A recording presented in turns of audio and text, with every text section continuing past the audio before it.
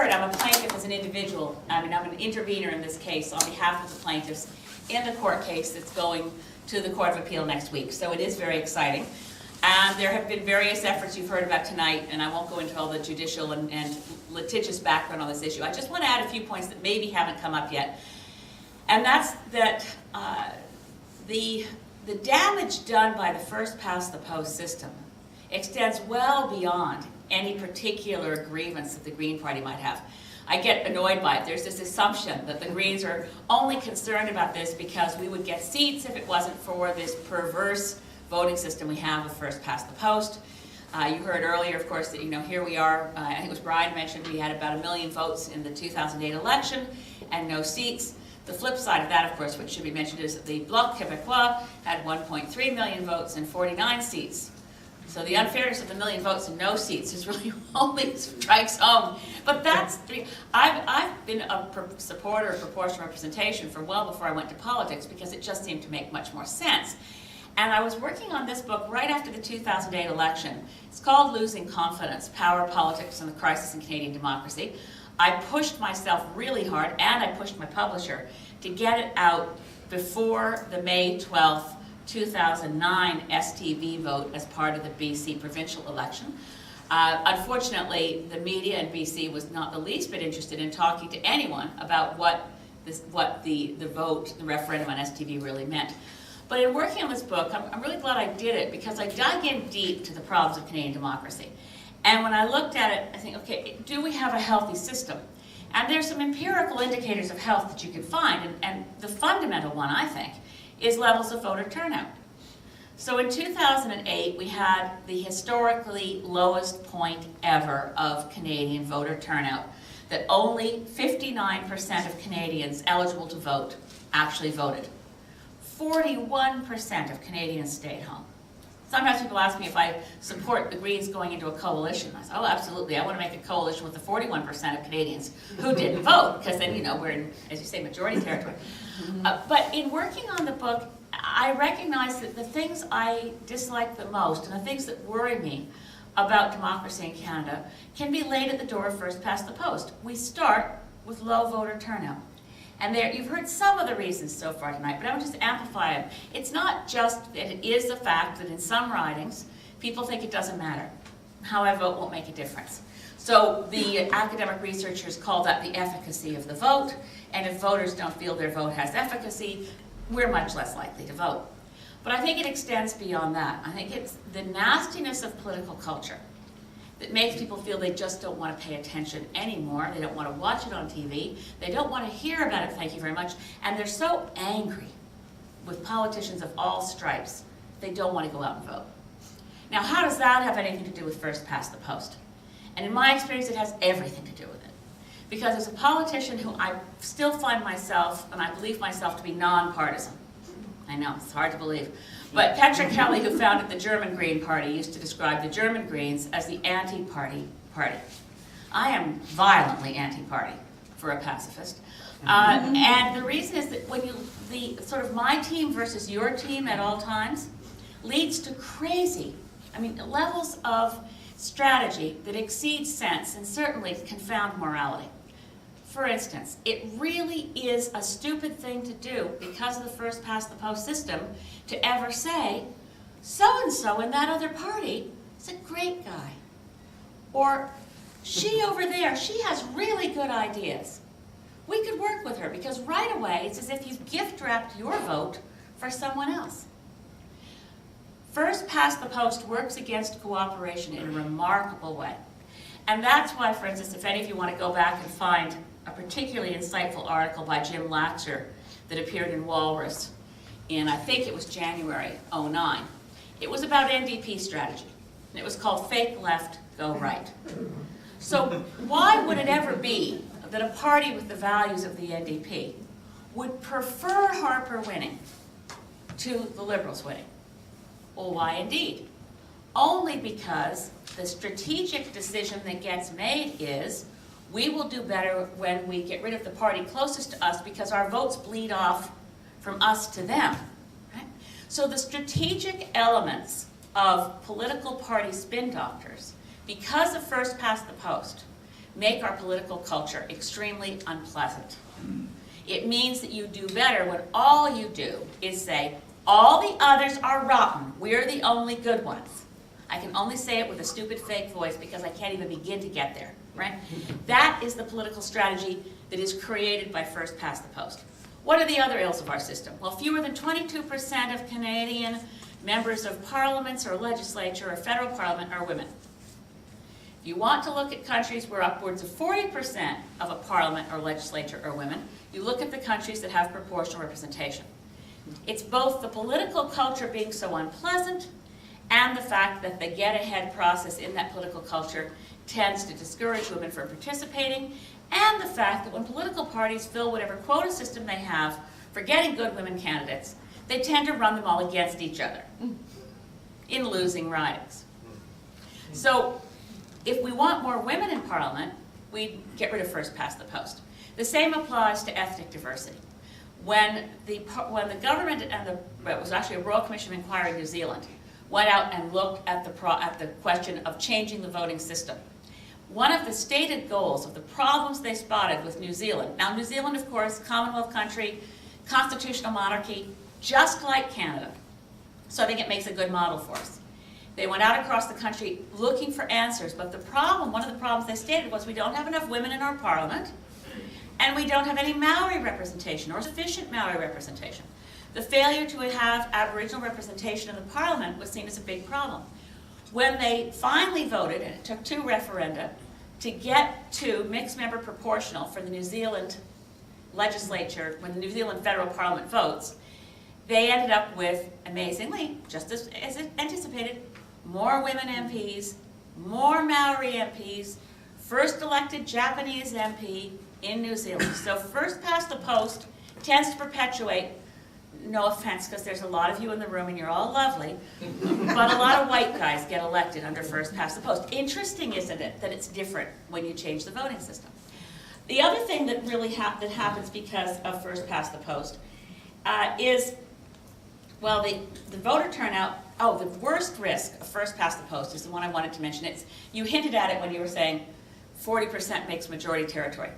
The political scientist, Professor Emeritus at U of T, Peter Russell, has written a very important, small volume that you should get at a library or pick up and read it. It's called 2 Cheers for Minority Government. It's a nice little book. It looks at the history of minority governments in Canada, up to but not including our current round of Harper minorities. But he points out the gravest threat to democracy from first past the post is the threat of what he terms the false majority, where the minority of the voters elect the majority of the MPs.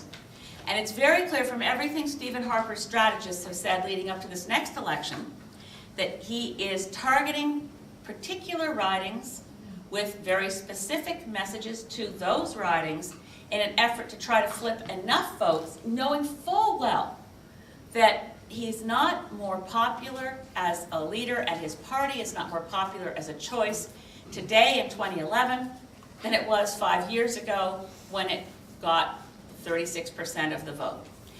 The goal here and the strategy is to get a majority government through a false majority by 2 things that would make this work. Mr. Harper employed them last election as well, which is how he won more seats in the House with fewer votes. How many people remember that between 2006 and 2008, the number of votes for the Conservative Party went down? They won more seats because through a combination of, and this is a longer rant, but through a combination of attack ads, changing the Elections Act, surprising everyone with a snap election and holding the vote on the Tuesday after Thanksgiving, a number of things, but particularly attack ads drove down voter turnout. So while Mr. Harper's party got about 170,000 fewer votes in 08 than in 06, the Liberals got something on the order of 800,000 fewer votes in 08 than in 06. We were the only party that saw our vote go up.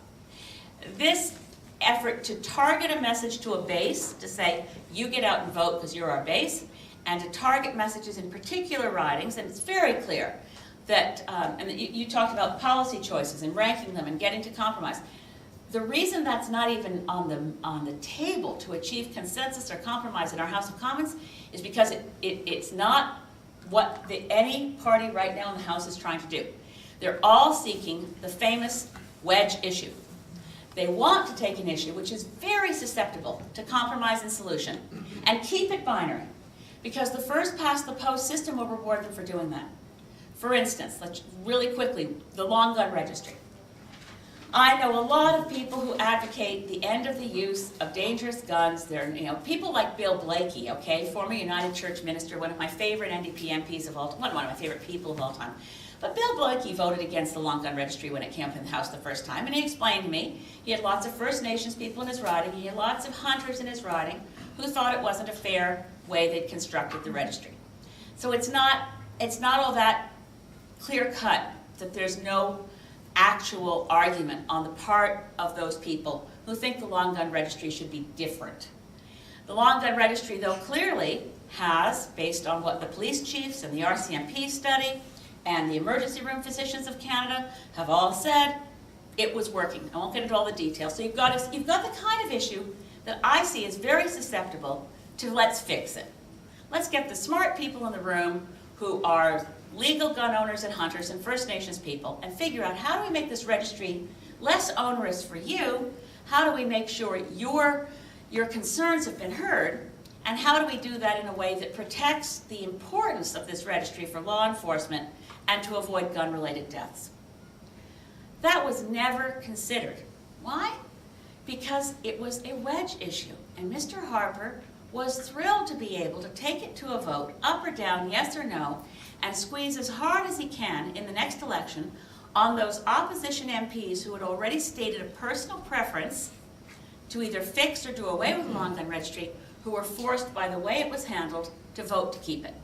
So I know who these guys are, and I know they're going to be targeted in the next election campaign to try to knock off enough opposition members in very specific ridings with very specific targeted messaging that has absolutely nothing to do with how people would normally vote in a democracy based on big policy issues.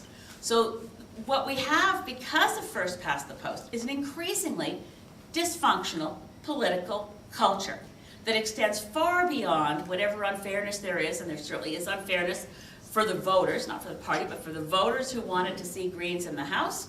Yes, that was unfair. For the orphaned voters, and wherever they were across the country, who might be NDP voters in Alberta or Conservative voters in Toronto, yes, there are orphaned votes right across the country.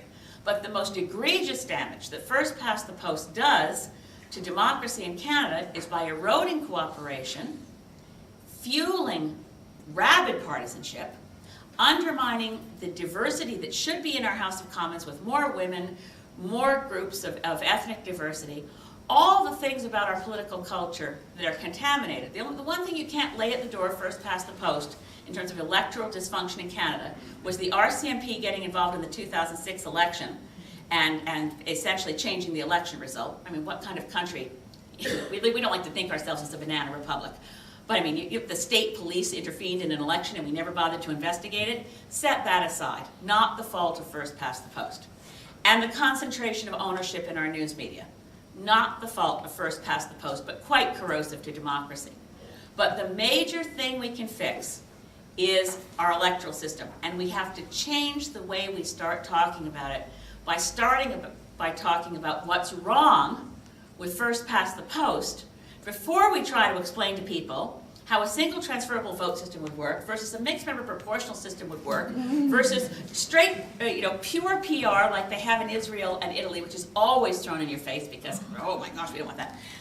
We are proposing, and you'll hear more about it in the election campaign, that we have a Royal Commission that examines democracy and democratic reform across Canada, and that we identify a series of things that Canadians need to be talking about. One, of course, is electoral reform, as we're discussing tonight, and Anthony hinted at some of the others. We should really be talking about the power of the Prime Minister's office, the budget, the number of people, and the fact that it's completely distorting the way parliamentary democracy is supposed to work. Attached to that, we should be talking about the democratic deficit, the role of the individual member of parliament, and how they can actually do a job for the people who elect them. We should be talking about respect for the judiciary. Who here has noticed how often there's a decision by the Supreme Court of Canada that Stephen Harper just ignores? Yeah, Omar Khadr's rights are violated, you say. Oh, well, there we go. And then we have Senate reform, which should be on that list. And of course, we need to be looking at, in a serious way, how do we constrain the power of organized political parties to interfere in the business of government, in governance itself, in our House of Commons, by overlaying a constant electoral strategic agenda that trumps good policymaking. So I'm really pleased to see some other Green Party candidates in the room, and to be happy to introduce all of you around as we go forward. But I think you've had a lot of presentations, so I'd love to move it to be able to hear any questions you have for any of us. And thanks a lot for inviting me.